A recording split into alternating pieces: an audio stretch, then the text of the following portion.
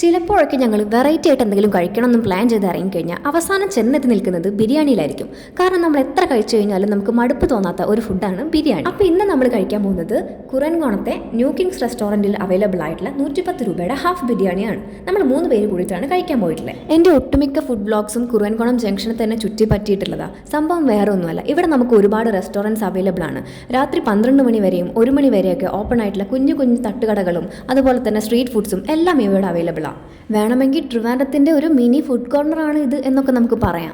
മെനുവിൽ വെറൈറ്റി ആയിട്ടുള്ള ജ്യൂസ് ഐറ്റംസും സാലഡ്സും എല്ലാം ഉണ്ടായിരുന്നു. പക്ഷെ നമ്മുടെ ഇന്നത്തെ വെറൈറ്റി ബിരിയാണിയാണല്ലോ, അതോടെ നമ്മൾ അധികം ലുക്ക് കൊടുത്തില്ല. പിന്നെ നിങ്ങളത് ശ്രദ്ധിച്ചോ, മെനു കൊണ്ട് മുഖം മറച്ചിരിക്കുന്ന ഒരാളെ എന്നെ കൊന്നാലും ഫേമസ് ആക്കാൻ സമ്മതിക്കില്ല എന്നും പറഞ്ഞിട്ട് ഇരിക്കുന്ന ഇരിപ്പ.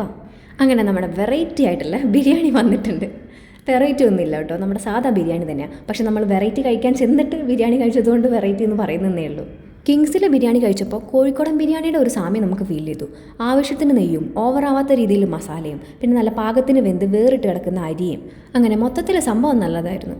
പിന്നെ ബിരിയാണി ദഹിക്കാൻ വേണ്ടിയിട്ട് ഞങ്ങൾ ഒരു ലൈമും ഓർഡർ ചെയ്തു. 110ൻ്റെ ബിരിയാണിനകത്ത് ഒരു ചിക്കൻ പീസും ഒരു കുഞ്ഞു കോഴിമുട്ടയും പിന്നെ ഭാഗ്യമുണ്ടെങ്കിൽ നമുക്കൊരു എക്സ്ട്രാ ചിക്കൻ പീസും കിട്ടും.